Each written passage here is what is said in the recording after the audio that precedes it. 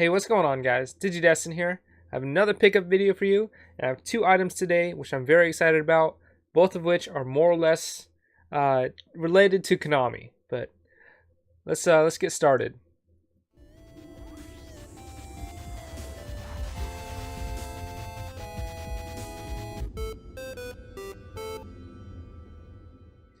All right, so like I mentioned, only two items this week, but the first thing I want to show you is very cool.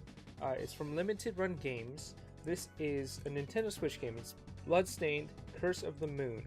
And so this game is kind of like a spiritual successor to Castlevania, although this version itself isn't the original Bloodstained game. So Bloodstained is supposed to be a spiritual successor to Castlevania, like I mentioned, helped produced by Igarashi, who's the former producer of the Castlevania series, best known for Symphony of the Night. But they decided to partner up with another game development company. I don't know off the top of my head. I don't know if it says Inti Creates, maybe Inti Creates. But they had a Kickstarter where they were creating a new Castlevania game called Bloodstained: Ritual of the Night. And as one of the rewards for kickstarting, they decided that they would make an 8-bit version of this game, of Bloodstained.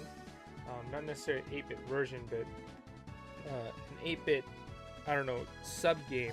They like to do that sometimes. The sub-game of Bloodstained. And this game is very reminiscent of the traditional 8-bit series that you find on NES. So like Castlevania and Castlevania 3. I've played through most of it already on stream, and you can check that on my Twitch or my uploads on this channel. But this game is extremely fun. It's very fun. It's 8 stages. It's very challenging. It's got multiple characters, multiple paths. It's very, very fun. But this one specifically is from Limited Run, like I mentioned. They did a short release of this, limited release of this, of course, Limited Run Games. And I was able to be fortunate enough to get my hands on a copy of this and add it to my Switch collection.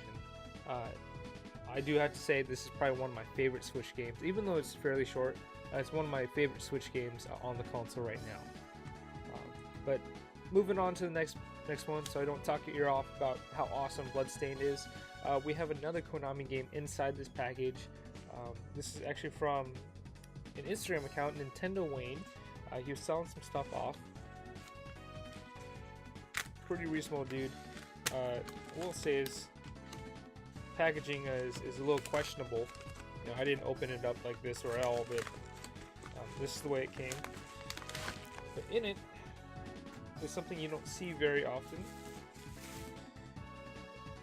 This is Blades of Steel. And if you notice, or if you're familiar with Blades of Steel, this looks a little bit different than what you normally see, and that's because this is the red label variant. And also, if you can see up top, right above Blades of Steel, I don't know if it's going to focus, but it says Konami Classic Series. So in 1992, Konami decided that they would release a set of games, some of their best sellers, or re-release it, and they would have the red label variant. As far as I know, and I don't know that much about this. This is the only game that has the red label variant. I'm sure there's others, but this is the only one I know about.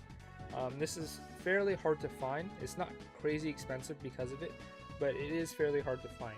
So when I saw that Nintendo Wayne was selling it on Instagram, I decided to jump on it. You know, it's a fairly reasonable price, so I decided for something that I don't see too often, it's well worth the money that I spent on it. So there's no gameplay variants. Even the manual isn't any different. You know, I believe the box may have been different, but the only difference between this version and the original version is just the label, really. So this is pretty cool.